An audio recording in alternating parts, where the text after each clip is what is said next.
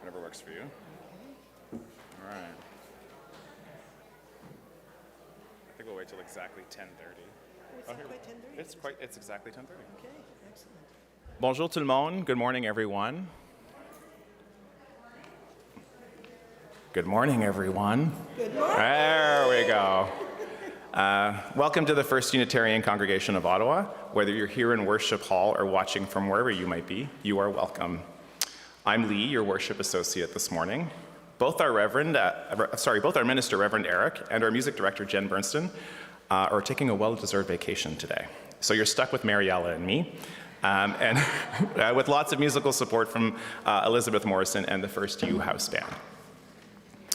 We acknowledge that our FirstU campus is located on the traditional, unsurrendered, and unceded Algonquin Anishinaabe territory, and that the work of reconciliation is a responsibility of our congregation and of all Canadians. And that person too.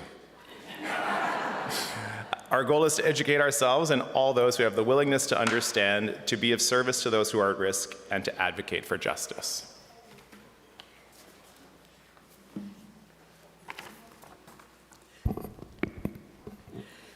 Good morning. I'm Mary Ella Keblusek, and I'll be helping out a lot today. I'm thrilled to be working with Lee. Today, we will be exploring various ways and reasons that we spend time in community. So let's start by joining our voices in song. Please rise in body or in spirit as the house band will lead us in singing one of my favorite Rafi songs, The More We Get Together. We'll especially invite any children in the house to join in. The lyrics will be on the screen above, and Ann Nagy is going to be helping us out by doing sign language, so I'm going to introduce Ann to explain what she'll be doing. Okay, thank you. You may have noticed, if you're a reader, that the letter M looks a little bit like these fingers.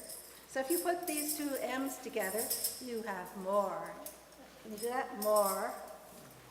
And then together. Join your hands. You can just see that we're working together. And the happier, lift your heart, happier we'll be because you're friends. Two little crooks, and they link again. So friends, your friends are my friends. I'll demonstrate.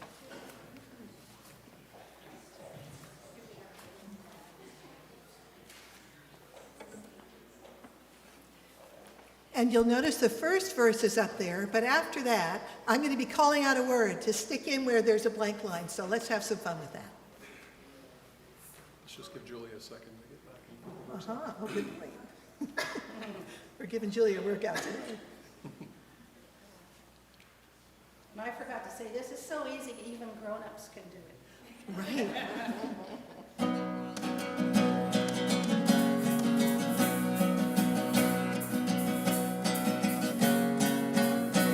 The more we get together,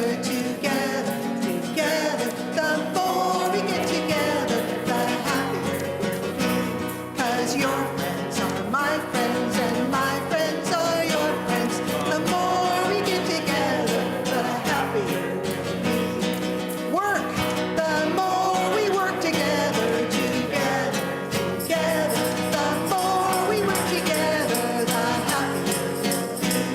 'Cause your friends are my friends, and my friends are your friends. The more we get together, the happier we'll be. Play, the more we play together. The more we play together, the happier we'll be. 'Cause your friends are my friends, and my friends are your friends. The more we play together, the happier we'll be. Okay, here's a real challenge. Dance. The more we dance together. The more we dance together, the happier we'll be. 'Cause your friends are my friends, and my friends are your friends. The more we dance together, the happier we'll be. Final verse, sing. The more we sing together,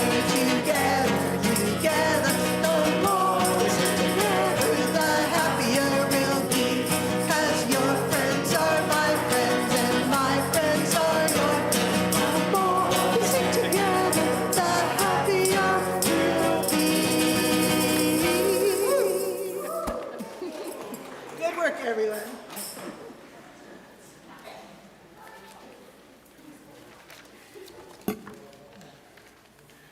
I think I have someone who wants to help me light the chalice this morning. Want to come up? So we light our chalice flame this morning to these words by Richard Wagamese. We wake to a day of worry, but it's time to remember that we are Homo sapiens, translated literally to mean wise man. And even though we have the greatest capacity for cruelty of any creature in creation, we also have the staunchest capacity for love, mercy, compassion, acceptance, forgiveness, empathy, and kindness. We are built for survival because of these virtues. One person cannot change that. It will be a difficult time, but we are given knees on which to offer our humility to Creator, and legs to stand strong in the face of adversity, and hearts and minds and spirits wired for community. We have hands to reach out to one another. We have the inherent knowledge that we are one family. That is our saving grace. Our chalice is lit. Come, let us worship together by singing once more our chalice song.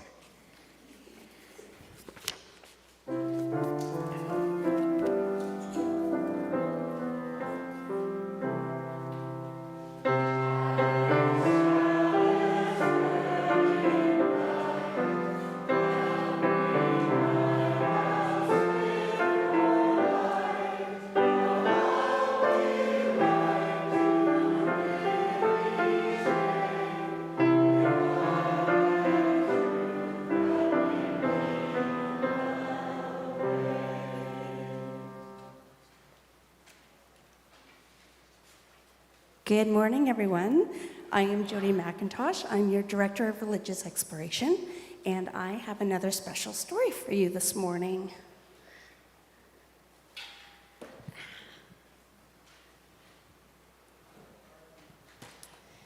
We are joined again today with JetPeg, and I see some young friends gathering at the front, and if you would like to join them, if you are young at heart, you may.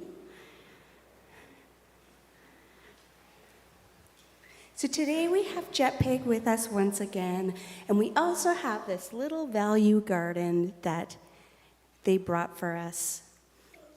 You can see where we have already planted the seeds of justice, equity, transformation, and pluralism. Did you plant these seeds in your garden of your heart as well? I know I did. Let's see which seed JetPeg has brought for us today. It is the seed of interdependence. So what does interdependence mean to Unitarian Universalists? Interdependence is the idea that all living things are connected and rely on each other for survival. Interdependence emphasizes the importance of respecting and caring for the environment and all its inhabitants. Imagine Earth as a giant spider web. Many spiders, all different shapes and sizes, live in it. These spiders are us, the plants, the animals, and all living things. Each has its own niche, its own way of life, but the coolest part, we're all connected by this giant web. Just like a strong spider web relies on every strand being secure, our healthy planet and world depends on everyone working together. Flowers rely on the bees to pollinate and make seeds. Trees need worms to keep the soil nice and healthy. And all of us need the diverse food that the earth provides to help us grow nice and strong. This interconnectedness is called interdependence. We all depend on each other, just like the tiny spiders in the giant web. The giant web that is our planet. We need to take care of the web and all of its inhabitants. Think of all things like good neighbors, like the bees helping the flowers reproduce and the worms helping the soil be healthy for the trees. Everyone has a role. If a part of the web breaks, we all have to work together to fix it. Just like good neighbors helping each other when someone needs a hand. By being kind and respectful to each other and our environment, we create a stronger, happier world for all. Do you want to help me? We are now going to plant our seed of interdependence right there. There are, you're right. We plant the idea that, like a web with strong threads, our world thrives when we all unite. So let's mark this spot with our stick that says interdependence, to remember our commitment to weaving a stronger and more sustainable web of life together, as we each play our part in making this web a more beautiful and resilient place for all living things. As our garden grows, so too will our understanding of how everything is connected and depends on each other. Together, we'll cultivate a world where interdependence blooms for everyone. So join us next week when we plant one more seed in our value garden. Until then, think about ways to help keep interdependence grow in the garden of your heart. We now ask you, if you, as our tradition, to create an arch down this aisle for our children to go under as they go to our classes.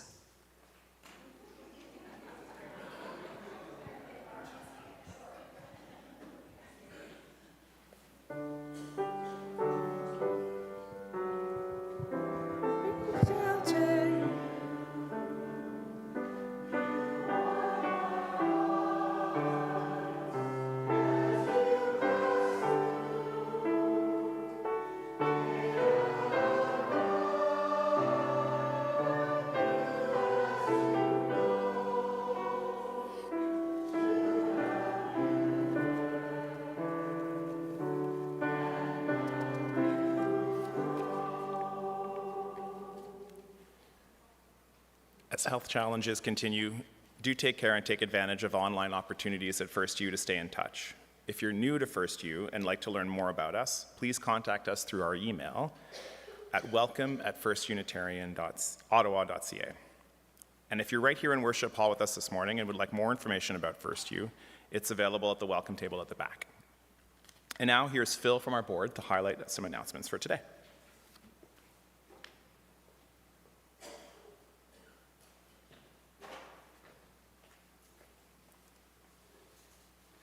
Good morning. You know you're in for a long one when the announcements need a staple. First, we're very pleased to welcome Ali Hobson and Mark Brunet as members of FirstU. Next Sunday, be sure to be with us as we welcome all those who have joined the community since January a bit more formally. FirstU is a longtime member of the Multi-Faith Housing Initiative in Ottawa. MHI is a coalition of Ottawa faith groups with the mission to provide and promote safe, affordable, and well-maintained housing to inclusive communities and to mobilize resources for these purposes. FirstU is also a longtime participant in one of MHI's annual fundraisers, the Tulipathon. The goal this year is to raise $100,000 to subsidize rents for tenants. The event includes a walk at Dow's Lake today at 2:30. Maury Prévost is the captain of the FirstU team. Is Maury? There's Maury. You can donate online in support of our team or any of its members using the link in the EUU item on the MHI. Maury will also be collecting donations by check or cash in fellowship hour after today's service and for the next several Sundays. We welcome additional people to join the walk today.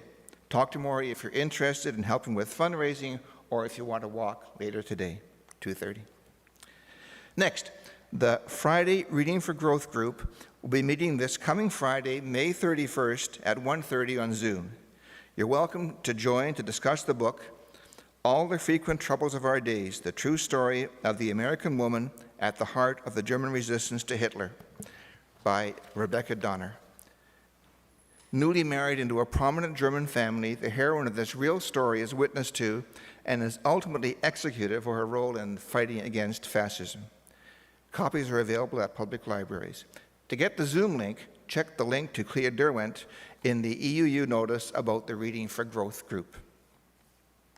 Okay, this is the big one, the reason for the staple. This past Thursday, our office received a phishing email from a person posing as a board member, asking for a PDF of the FirstU directory. Unfortunately, this information was provided.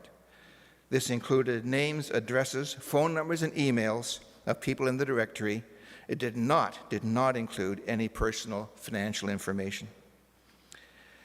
After the PDF of the directory had been sent, we recognized that the email making the request was not the board member's actual address. As well, the language in the message did not reflect the board member's usual style of expression. The board and staff of FirstU are extremely sorry this took place. Unfortunately, faith communities are often targeted because the level of trust in our communities can be exploited. We've taken a number of steps to lessen damage and have suggestions for what you can do to protect yourself. Information dedicated to fraud prevention has been added to the members page of the congregation website at firstunitarianottawa.ca. If you receive any suspicious emails or texts, please do not answer. If you think the person might have sent you the message, send them a new and separate email or text asking for confirmation. Otherwise, just delete the email. Staff and board members will not send unsolicited emails, texts, or phone calls requesting favors, money, gift cards, all that kind of thing. Please report and delete any emails or texts of this nature. However, please note there will be 2 genuine money-related emails sent to congregants from FirstU over the next few months. First, there will be a pledge progress reminder stating the amount of your 2024 pledge and the amount you've paid so far. And second will be the annual pledge campaign that will begin this fall. Those will be real. If you would like any of your personal information changed or deleted, please contact the FirstU office and staff will do so immediately after verifying the request. Again, we regret enormously that this has taken place. A handout with related information will be available after this service. If you have any questions or concerns, we will hold a Q&A session in the lounge immediately after this service. The lounge is right here. The lounge is located through the first door on your right after exiting through the doors to your left. Otherwise, feel free to contact our president, Chuck Shields, at president@firstunitarianottawa.ca. Is Chuck here? Thanks, Chuck, at the back. And or Jen Brennan, our operations manager at OMR@firstunitarianottawa.ca. Or by phone, 613-725-1066, extension 221. Our apologies.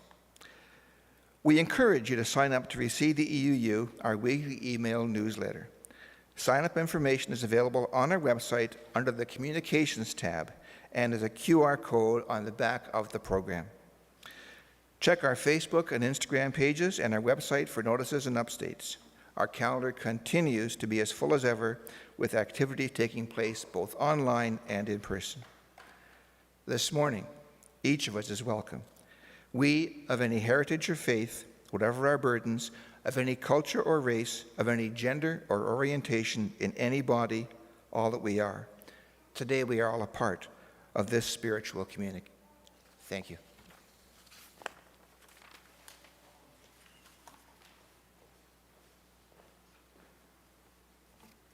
Thanks very much, Phil. Each week we pause in our time together in recognition of the joys and sorrows in our lives and around the globe. We honor our celebrations and challenges by placing a stone in a bowl of water. As the ripples extend outward, imagine them continuing out beyond these small bowls, out through and past the pews, out into the larger community of all. We'll start with a stone of joy and wishes for well-earned rest for everyone who's participating in Ottawa Race Weekend this weekend.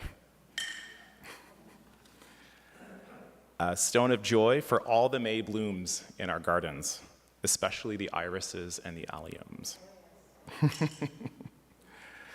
A stone of sympathy for Colleen and Jan, whose beloved foster Chihuahua, Crystal, died in an accident on Monday.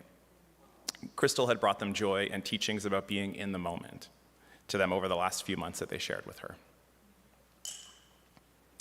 And a stone of sorrow and solidarity for the students and staff at Filman Wright High School in Hull, Quebec, who lost a classmate and friend to suicide last week at the tender age of 15. Please come forward now to honor your own joys and sorrows by placing stones in water.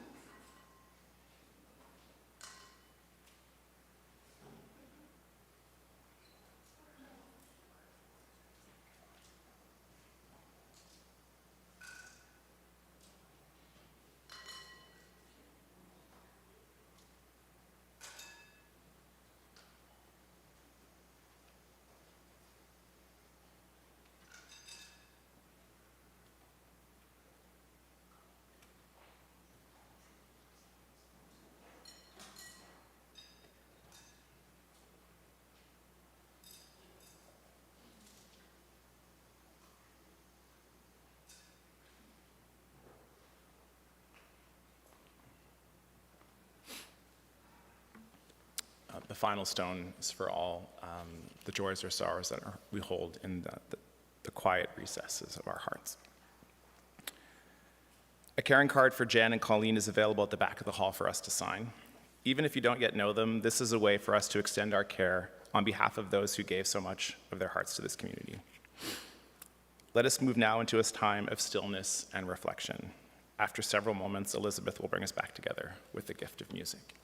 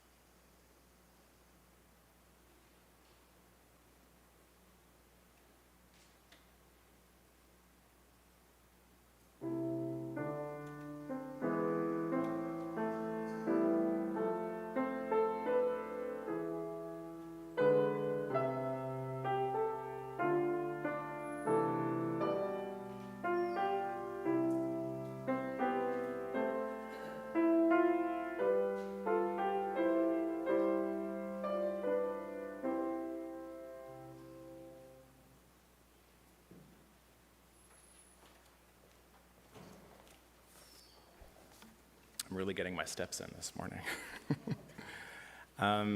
This morning's reading is from William Schultz, a longtime UU minister, president of the UUA, and leader of Amnesty International, which Mary Ella is going to share a little more about him in a bit. The reading is taken from his book, Finding Time and Other Delicacies, in the chapter, Why Go to Church If You Don't Like Coffee? Whatever the reason we are affiliated with a congregation, be it for friendship or feasting, music or musing, to discover life's meaning or to find a new mate, in the many ways the heart of the experience is the Sunday morning service of worship. Occasionally, every one of us runs into someone who claims that he or she is a spiritual person, but has no need to participate in a religious community on Sunday mornings. This is the I get my spirituality from a walk in the woods refrain. I go to services to interrupt the flow of everyday events, just long enough to take a moment's peek at those things which matter most in life. Things like mystery, enchantment, love, death, and transformation. This can happen even when the minister stumbles or the choir sings off key. Not this choir, not this house band, never here. The question remains, though, why join others in that peak and not simply try to snatch it by myself? Let me offer 3 reasons to come out of the woods. First, because if what we discover in the woods is to realize its full value, even for ourselves, it needs to be shared, pondered, tried out with others. The scientific philosopher J.B.S. Haldane was once asked what he could learn about the Creator from the study of creation. He replied, "The Creator must have been awfully fond of bugs." A fair enough conclusion, perhaps, but I'll bet that the answer could be enriched by the touch of a congregation's fancy. A second reason to participate in community workshops is that the holy, the things that matter most in life, does not show all its colors in solitude and silence. Sometimes it requires the clarity of another's voice, sometimes the cacophony of community, and often the touch of other pilgrims' eyes and arms and hands.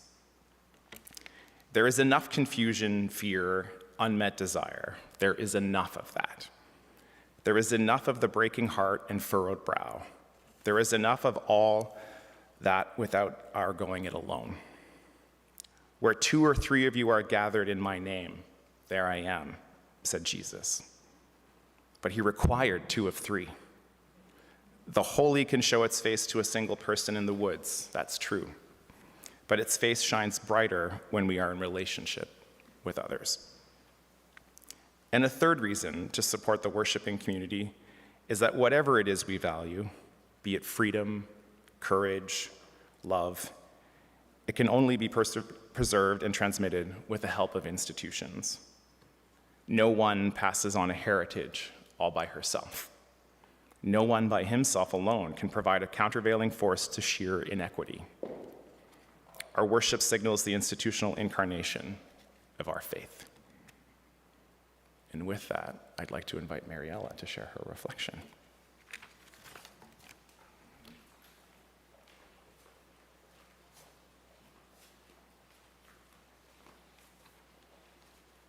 Thank you, Lee. And thank you, Eva, for helping me find that reading. It was lovely. So I'm Mary Ella Keblusek, and I decided to name today's reflection Being Unitarian, the Gift of Herding Cats, for several reasons. First, it was a pretty catchy title, and I wanted everybody to show up. But as a longtime cat lover, I've come to deeply appreciate the independent nature of cats in general, and each cat I've had the pleasure to serve as their human has had a unique personality, much like many of the Unitarians I've known. In fact, I've noticed many of us refer to ourselves, our Unitarian friends, as cats for this very reason. And although this is going to be a serious reflection, there's never a bad time for a good cat joke. So I'll get that out of the way now. What do you call a fluffy male cat sleeping on a couch? Him a layin'. Oh, but this one's even better. And did you hear the one about the cat that made a mistake? It was a total faux pas. Okay. Okay, so now we've broken the ice, and I've gotten a little French in, so I've shown that off. You'll hear more about cats later, but first, a little background on today's topic. I've been a part of FirstU for almost 6 years. It was my first exposure to Unitarian Universalism, and to be honest, I joined this congregation more for what it was not than for what it was. What I mean by that is that I wanted to be in a community that had a spiritual perspective, but didn't require me to have any specific beliefs, or really any beliefs at all. I wanted to be part of a group that didn't prescribe the steps I needed to take to be saved, or specify the permitted texts that I should use to gain wisdom and understanding about eternal truths. I was looking for a group that didn't exclude people based on their gender expression, their sexual orientation, racial or cultural background. A group that was not so ritual-bound in their weekly spiritual gatherings that they could not accept new ideas and approaches. And in fact, I did find what I was looking for here at FirstU. Having been raised Catholic and then spending my earlier adult years flirting with various other beliefs, including fundamentalist religions, as well as the non-spiritual objectivism philosophy of Ayn Rand, I felt a breath of fresh air when I came to FirstU. As is my tendency, I immediately got involved in the organizational side of things. I joined committees. I was part of the search for the current minister, Reverend Eric, and I'm now on the board of directors. And all of those are certainly important and essential ways to contribute to the well-being and positive impact of FirstU.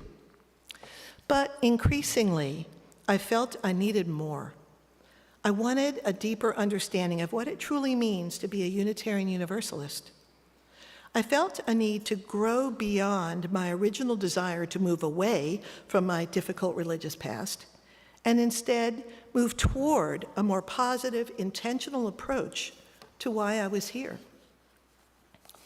There are lots of institutions out there that do good in the world. So I asked myself, why FirstU? Why Unitarian Universalism? What are the unique aspects of this place, this community, this belief system that make it the best place for me to contribute? And just as importantly, how does that translate into a stronger, more positive impact on the world, which has so many challenges now? How do we make the world a better place? And so with these questions in mind, I want to share with you some of the answers I've found. What I've concluded is that UUism is uniquely positioned to model exactly what the world needs more of right now. But in my view, we have work to do to get there. Today, I want to talk about two of the aspects of UUism and FirstU that I think are the most important in this regard. First, I believe that we need to more intentionally embrace our roots as Unitarian Universalists. And second, I believe we need to make a greater commitment to developing our skills for working effectively in community. By doing both of these in specifically UU ways, we can not only prepare ourselves to be a stronger voice in the world, but also attract others who are longing to find what we actually have here. Over the years I've been here, I've heard many people say, there's so many people out there who are actually UUs, they just don't know it yet. I agree. We have to find a better way to tell our story. And that's not just a communications challenge, but also a call to do the personal and organizational work required to become a stronger, more cohesive voice. So what do I mean by doing these things in a specifically UU way? I believe that it is our inherent cat nature, our individual unique characteristics, and our independent thinking that can help us bring more impact to the world. If we can learn how to herd ourselves, despite our differences, we can take these skills and experiences to an increasingly polarized world that is reverting to political, religious, and social fundamentalism, which is a belief that there is only one right way. So in this context, what does it mean to herd cats? I'd actually like to focus on some specific UU values: pluralism, meaning honoring our diversity, and interdependence, our ability to be together in community. In fact, these coincidentally happen to be some of the values that Jody and Susan have been sharing with us in their JetPig talks. Last week was pluralism, and this week was interdependence. So I want to build on those themes. I mentioned earlier that part of what I propose is needed is a greater appreciation for our Unitarian Universalist roots. I recently took the course taught by Reverend Eric and Reverend Ann Orfold called What Moves Us, that studied a number of important people in the development of Unitarian Universalism. I'd like to talk briefly about 6 of these individuals who contributed so much to UUism, and specifically on the values I want to discuss today. First, Hosea Ballou. In the early 1800s, Ballou was a New England minister, author, lecturer, and editor. He rejected the very popular Calvinist idea of a fear-based religion that believed in an angry, vengeful God. Ballou became convinced that, in fact, God was a loving God, one who would grant universal salvation to all human beings. This idea was called universalism and was a huge shift in religious thought at the time. In many ways, due to his efforts, by the end of the 19th century, 1 out of 8 Americans considered themselves universalists, which is pretty extraordinary. Now, whether or not you believe in salvation and heaven or even God, the idea that there aren't winners and losers in the race for salvation, but that everyone is equal in dignity and humanity, was a huge shift and had implications in many parts of society, both religious and non-religious. We should remember Hosea Ballou's contribution. Second, Sophia Lynn Fahs. In the early 1900s, Fahs was a preeminent Unitarian religious educator with a particular focus on educating children. She observed that in great religions, especially those in the Western world, the focus had been on spoon-feeding beliefs and convictions rather than encouraging a process of individual questioning. She believed that each person had to come to their own understanding of God and the universe based on their own individual experience.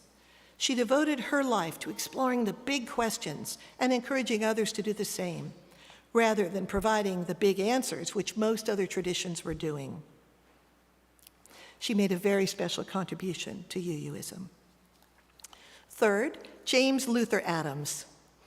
Adams was raised in the U.S. as a fundamentalist, but over the course of his life, he completely redefined his understanding of religion, becoming a well-known Unitarian minister and writer. He believed the true nature of religion was, quote, a desire to understand the inescapable issues regarding the meaning and fulfillment of life, rather than being primarily about the search for a deity. For him, God was that which a person cherishes above all else, the thing that a person is devoted to, that's sparked by love. What a broad and useful framing that is, as compared to how the limited way we think of religion these days. One of the interesting and relevant things about Adams is that he spent time in Nazi Germany over several trips in the 1920s and 30s. He was shocked to see how easy it was for fascism to take over, and almost got himself killed trying to engage in rational discussions with fascists. He observed that as the Nazis took over Germany, there was less and less religious pluralism in the country. The only religious institution to mount any form of resistance to Nazism was the Jehovah's Witnesses. This led him to the conclusion that it was essential to have what he called voluntary associations in civil society, reflecting strong religious pluralism. He observed that one could not rely on the government to protect civil society from fascism.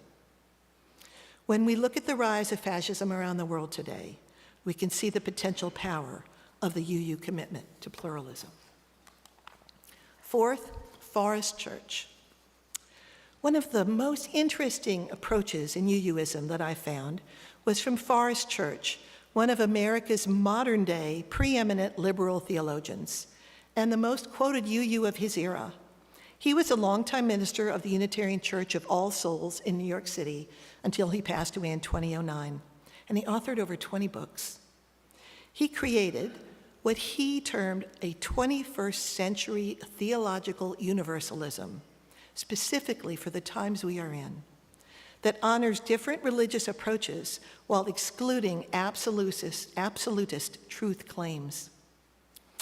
I think the image he created to describe pluralism and interdependence is so powerful and a wonderful way to describe UUism. He imagined the world as a cathedral with windows beyond number, and each window represents a different worldview. The light shining through all of these windows is the same light for all. Some might call that light God or truth or the universe. But each seeker looking through their own window cannot comprehend the truth that shines through another's window because the light is refracted differently. Each vision is beautiful, but maybe very different. Some dark and meditative, some bright and dazzling. The key thing is that all of these visions are interpretations. They are ways of thinking and making meaning. Each window illuminates truth with a capital T in a unique way, leading to various truths with a lowercase t, and these truths in differing measure according to the insight, receptivity, and behavior of the beholder. So there are an infinite number of ways of understanding the deep issues of humanity, and pluralism honors all of them. Forest Church was also known for his devotion and belief in service in New York City, in particular to the needy and homeless. Fifth is William Schulz, who we heard from in the reading about why go to church if you don't like coffee.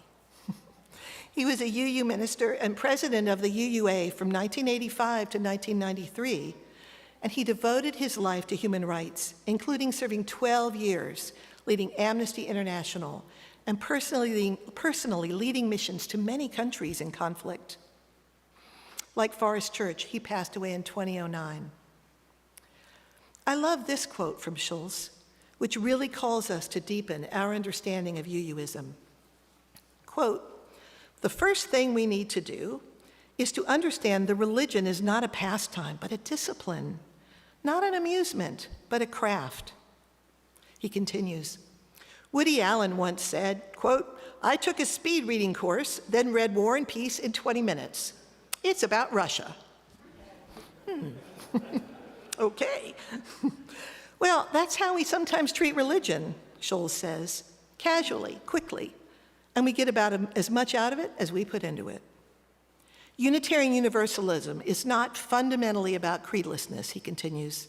It is not fundamentally about believing whatever you want. It is not fundamentally about the liberty of the individual. It is rather an opportunity to pursue ultimate religious questions within a context that respects mystery and is open to a multitude of revelations.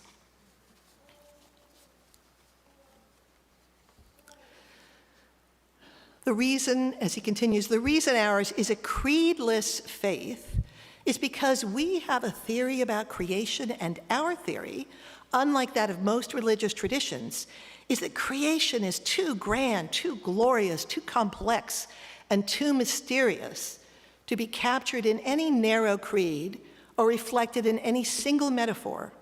It is exactly because we so cherish the world in all its multi-hued grandeur that we resist the temptation to see it only through one lens or one window.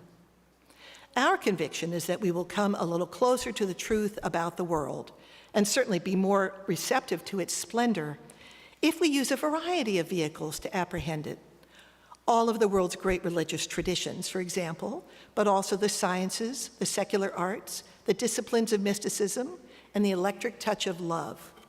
Some of the things listed on our UU sources. I'm really moved by Schulz's insights, and we'll speak a bit more about him at the end. Finally, I want to briefly touch on Tendika, a Black feminist who is now 78. She is cited as one of the most influential contemporary Unitarian Universalist theologians in the world. She has been a university professor, prolific writer and speaker, and television producer. Her name means beloved and was bestowed on her by Reverend Desmond Tutu. She talks of how one of the key elements of being a UU is what she says, the doctrinal freedom to explore various sources to explain our religious feelings and sentiments and the moral values and actions linked to them. We use different theological lenses to examine and explain a personal change of heart. I'll touch on this idea of doctrinal freedom more deeply in a moment. So, I've exposed you to 6 UU theologians. Why have I taken you on this quick journey?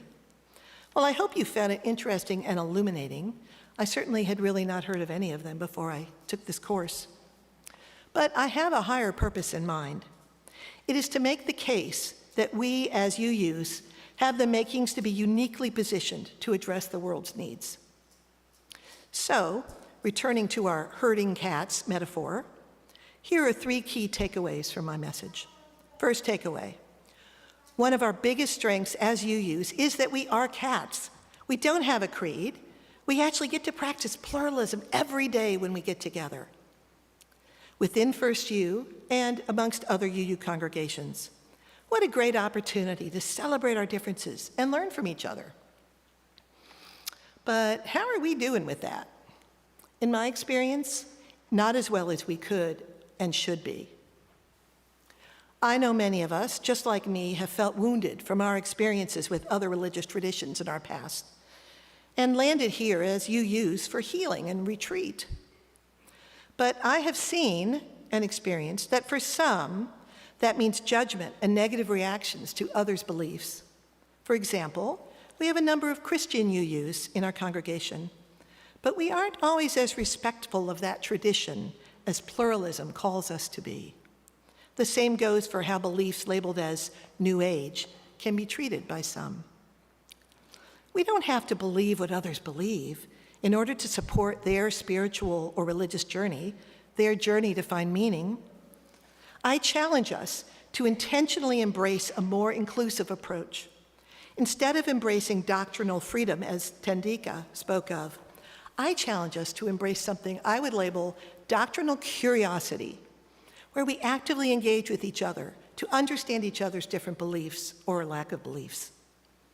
Going back to cats here, for me, the idea of doctrinal freedom looks like 20 cats, each going their own way, with no relationship or awareness of each other. Yes, they're free as individuals. They aren't fighting, they're doing their own thing, but they aren't really in relationship with each other.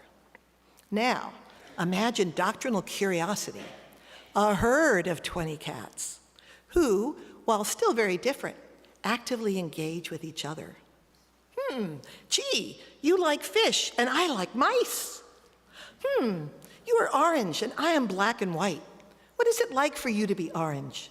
You are limping and my eyesight is weak. Maybe we can help each other. These are some of the conversations I'm imagining a herd of cats in curiosity might have. And then they might say, oh, there's a beagle. I wonder if he'd like to join our herd. Even cats are capable of being inclusive if properly motivated. For me, this is true pluralism, and in my experience, we have work to do to get there. The second takeaway, universalism, the belief that all of us are equal in dignity and worth, is a powerful antidote for the fundamentalism and fascism taking over the world. As William Schulz, he's the one who led Amnesty International, said, universalism taught a global consciousness long before it was fashionable. It calls us to transcend national loyalties in the interests of the human spirit. It's interesting to me that we call ourselves Unitarians as shorthand, but for me, it's really the universalist part of our background and beliefs that is more pertinent to what the world needs today. I plan to do more research in the future to understand just how that evolved, but in my view, we need to be owning our universalist history and beliefs much more strongly than I have seen. The final takeaway I want to point out has to do with community and interdependence. Earlier in today's service, Jody told us about the jet pig value of interdependence, which, as she described it, is the idea that all living beings are connected and rely on each other for survival. I'd like to bring that idea to a more personal level, to FirstU, and how important that value is to creating community right here and supporting each other on our individual journeys. In the reading we had before my sermon, William Schultz mentioned that there were 3 reasons to come together in community on a Sunday morning instead of just reading a good book alone or contemplating a tree. First, he said discussing our ideas would help us learn what we actually believe. Second, he said we could evoke the holy more directly amongst others. And third, and I think perhaps most importantly, he said that our values require institutions in order to be preserved and transmitted to others, to work together to make changes in the world that would be impossible for any one person to do alone. Schulz was speaking in particular about sharing community in Sunday morning services. While at FirstU we have many opportunities to be in community besides Sunday mornings, I believe there's something unique about the shared experience of a Sunday morning service and the opportunity to worship, reflect, sing, dance, and even drink coffee or tea together. But from a broader perspective, as we see more and more religious and spiritual institutions failing, Schulz reminds us how important it is for places like ours to exist, to be a beacon of light for these important values.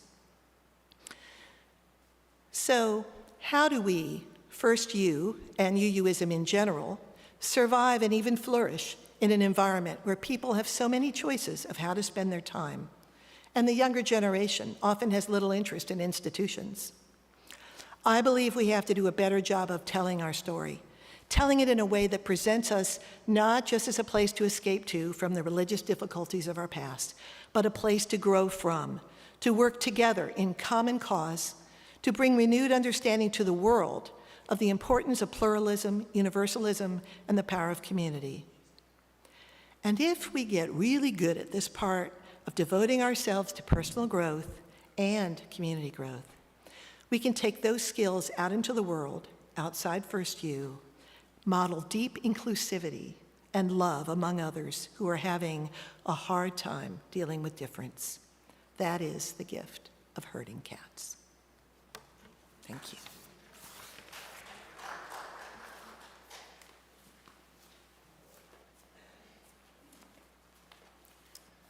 Thanks very much, Mary Ella. For me, I'm going to take away the sense of curiosity, which I think will serve us better than the proverbial cats. But thank you for that. I'd like to now call the house band up to sing our anthem called One Voice, which celebrates both the individual voices we each have and the power of our voices when they speak and sing together in community.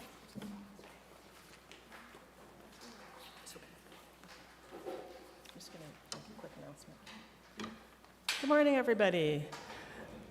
I'm Lisa Sharp, and I'm one of the coordinators of the house band, and Mary Ella is my co-conspirator over here. And thanks for the great message this morning. We just wanted to let everybody know that the house band is open to anyone who wants to participate.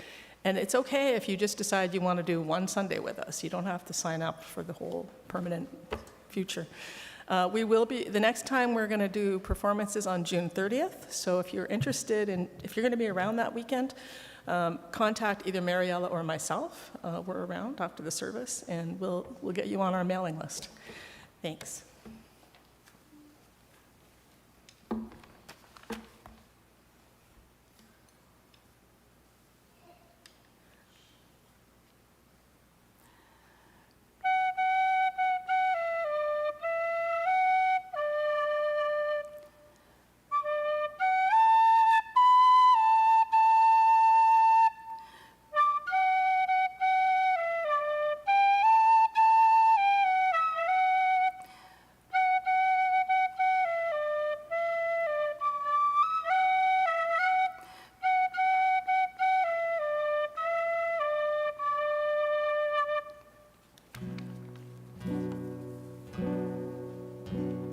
This is the sound of one voice, one spirit, one voice, the sound of one who This is the sound of one voice. This is the sound of one voice.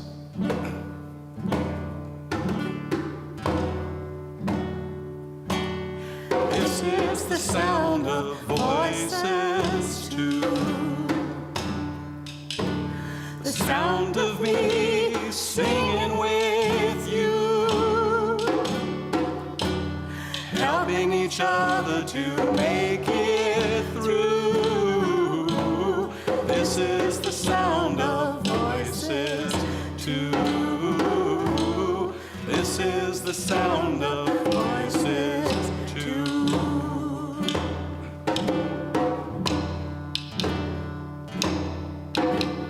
This is the sound of voices three, singing together in harmony, surrendering to the mystery. This is the sound of voices three.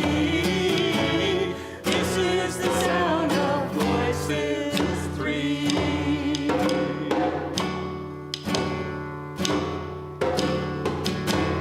This is the sound of all of us, singing with love and the will to trust.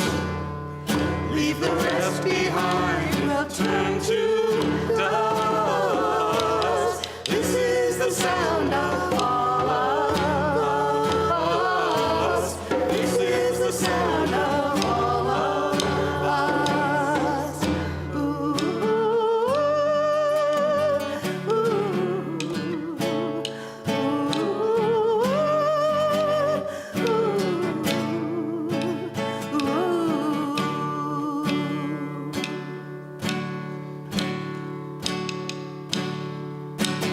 This is the sound of one voice, one people, one voice, a song for every one of us. This is the sound of one voice. This is the sound of one voice.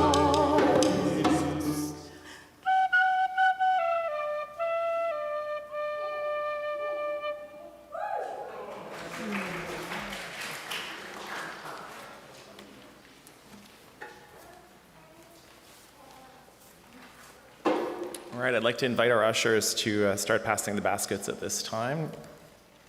As we all know, our congregation has a long history of care, vitality, and bringing people together to move the arc of justice forward. We've been able to live into our hopes and dreams because of the generosity of those within and beyond this community. And so whether you're here in Worship Hall or anywhere else, you are a part of this community. We rely on one another to keep this congregation vital and resilient. If you have any questions about how you can give, please go to our website or contact our finance manager to find out how to make a donation or keep up with your pledge. Our gifts are freely given and gratefully received. We dedicate these gifts to the work of this community of faith, serving human wholeness, caring for the planet, upholding religious freedom, welcoming the stranger, and loving one another. And now, do you mind if I do this intro? Please rise as you are willing and able as we join together in our closing hymn, Sing Now by John Gunning and Jack Cormier. The lyrics will be on the screen above. Apparently it's a really easy song to sing, and we think you'll pick it up quickly.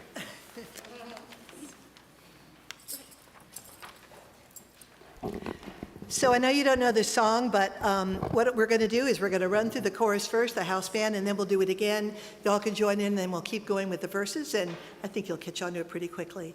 One last note, at the very end, we're going to repeat the last line several times, and we're going to do it in a round. So I'll lead this group to start, and then Guy, you'll lead this side, and so consider yourself split down the middle as to which one you do, or join whichever one you want.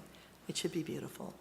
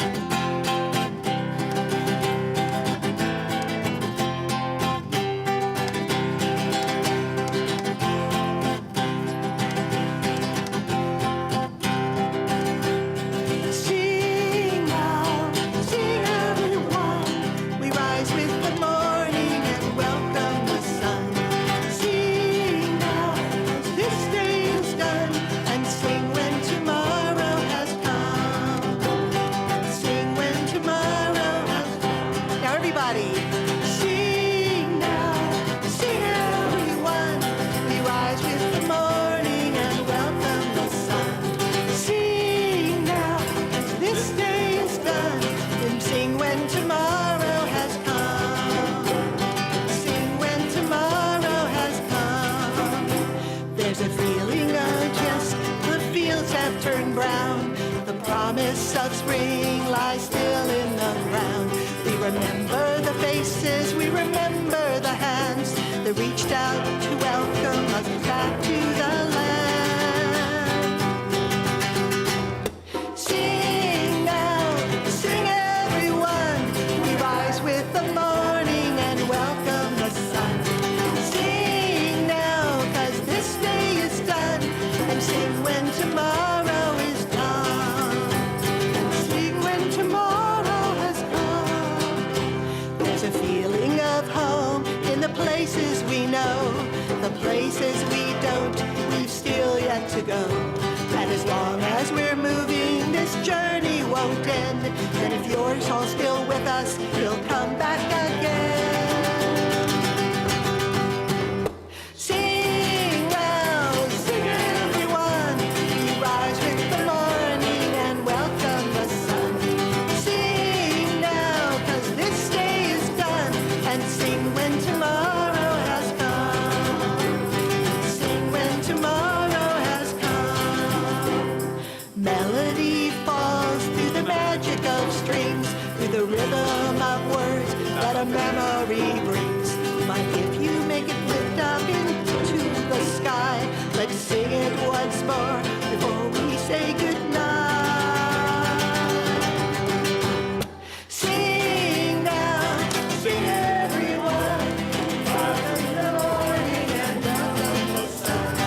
Sing now, and this day is done, and sing when tomorrow has come. Sing when tomorrow has come. Sing now, sing everyone, we rise in the morning and welcome the sun. Sing now, 'cause this day is done, and sing when tomorrow has come. And sing when tomorrow has come. Sing now, sing everyone, rise in the morning and welcome the sun. Sing now, this day is done, and sing when tomorrow has come. Sing when tomorrow has come. Sing when tomorrow has come. When tomorrow has come. Tomorrow has come. When tomorrow has come. Tomorrow has come. When tomorrow has come. Tomorrow has come. When tomorrow has come. Woo!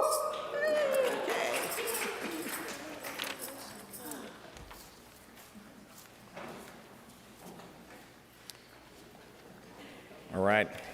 Before we begin to close this time of worship and reflection, a reminder that coffee hour will begin in Fellowship Hall immediately after the service. If you're new here or still feel new or simply welcome conversation today, pick up a green mug as you enter Fellowship Hall. Doing so will help others looking forward to a good conversation to find you. As always, leafy greens courtesy of the good folks at Ajaski are available for those who'd like some from the grow towers in the old volunteer room. And a reminder that as Phil mentioned earlier in our announcements, there will be handouts about the recent data breach available in the back, and also a Q&A session which will be held in the lounge immediately after the end of service today. This morning we extinguish our chalice to these words and a beautiful reminder from Mary Ann Williamson that in every community there is work to be done. In every nation there are wounds to heal. In every heart there is the power to do it.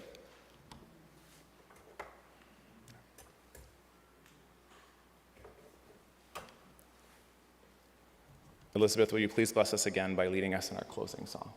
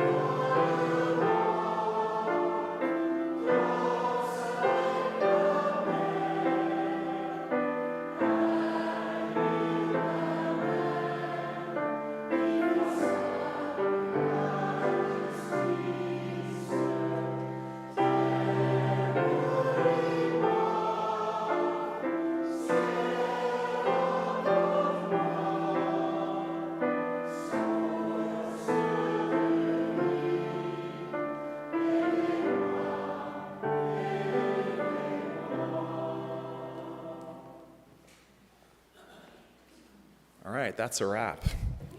As we prepare to leave this space, may our hearts remain open and our minds remain clear.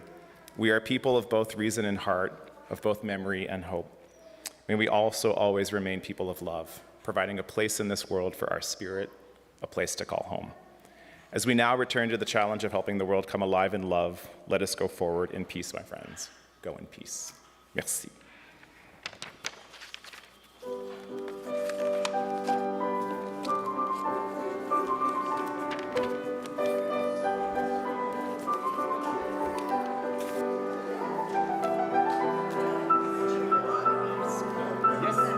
It is from, I'm not sure where it's from, what book it is specifically, but Mary Ella had it. She put it together.